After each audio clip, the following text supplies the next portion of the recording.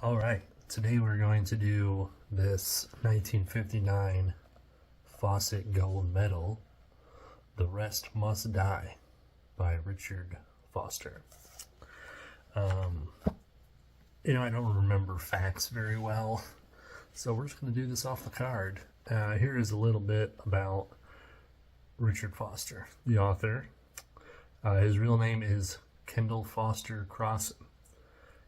He lived from 1910 to 1981 and is from Ohio. He wrote for the Pulps. His pseudonyms are Richard Foster, Bennett Barley, Kent Richards, Clay Richards, Christopher Monig, and M.E. Chamber. Along with the Pulps, he wrote hundreds of radio scripts for shows like The Saint, Mystery Theater, and my personal favorite, Suspense. You might have noticed I wear a Suspense shirt in some of the videos. And then later he wrote for television shows like 77, Sunset Strip, and Perry Mason. So that is our author, Richard Foster, aka Kendall Foster Crossan, who is definitely not Richard Foster author on Google, because that guy is a total square. So, The Rest Must Die, pretty brutal name, is a Cold War apocalyptic kind of survival book. It starts in New York City. We meet our cast of characters in little snippets, little introduction snippets, and then an air raid warning goes off, and the characters all head down to the subway along with extras, I guess, as you are taught to do back then. I guess this is a real thing. I don't know. So there's air raid wardens who are like trained to tell you what to do, and one of our main characters is Bob, who is a air raid warden, who is also an ad agency guy. I really don't understand the fixation on the ad agency guys from this era. It's weird. That's weird. But it's kind of ingenious that they did that Mad Men show, because they nail it. This stuff is like so prevalent. I don't know. Very popular. The ad agency guy. So he's one of the heroes, and our second hero, our second male hero, is Johnny, who's a longshoreman. He's like a tough guy. I imagine like a greaser type dude, always telling the lesser men to cool it. Hey, you need to cool it.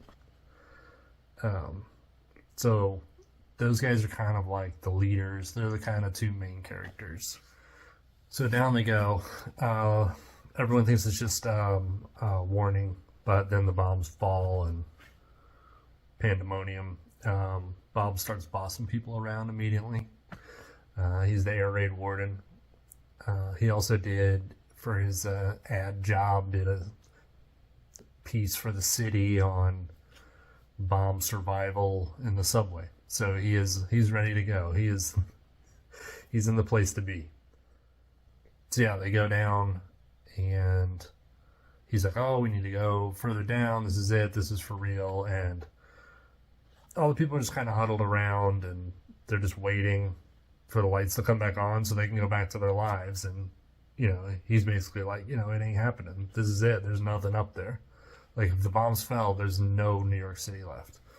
And just to prove the point, like, there's a guy who comes running down who's, like, dying of radiation or just disintegrates. And they're like, oh, shit, this is real. So Bob and Johnny kind of take the lead, especially Bob. Bob's like the leader. And he, talks to the cops, tells the cops what to do, and they just kind of organize into little groups. Everyone gets a leader of the group. And then from then on, you just kind of have this like, I guess it's like a condensed little society, to where the author just kind of shows people's humanity, the way people really are.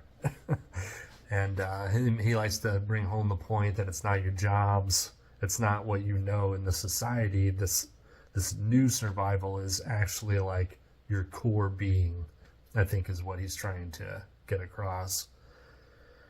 So he makes, like the rich CEO guy, he's an asshole who is just a greedy and doesn't respect the people and tries to boss people around, and I think Bob cracks him in the face, which is rad. That was definitely cool to see, like, someone who's usually on the top be put in their place.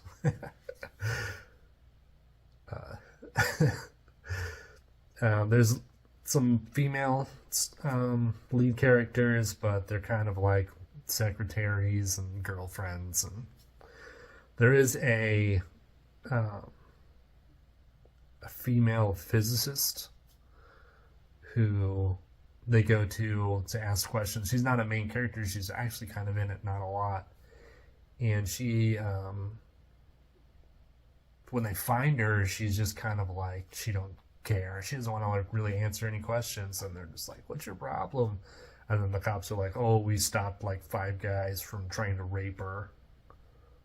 So she's, distraught. It's like, well, yeah, man, I guess that that would make sense why she doesn't really want to save humanity. Put in her 2 cents to help save it.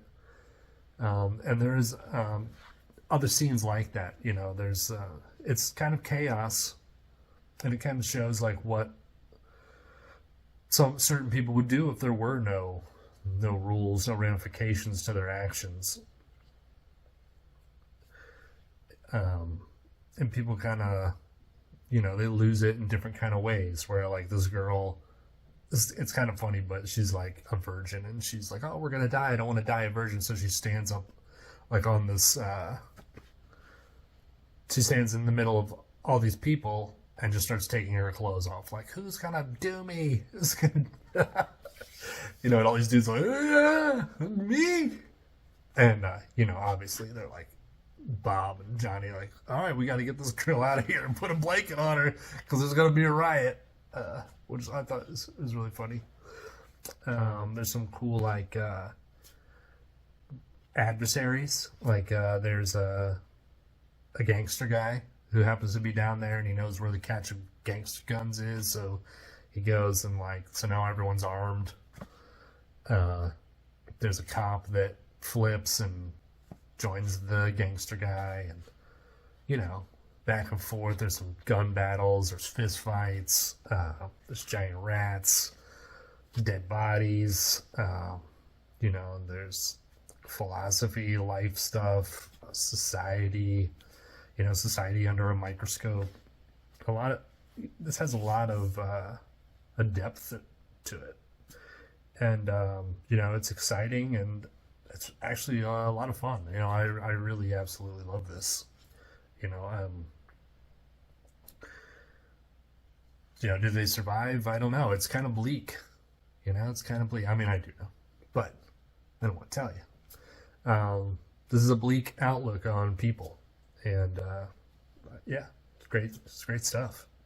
These Fawcett Gold Medals are always really good. I have a bunch. I have more on the blog, but this video thing is new, so there's not a lot on video. But I do intend to go back and start recording video reviews of the ones I've done on the blog. So this is actually one of them.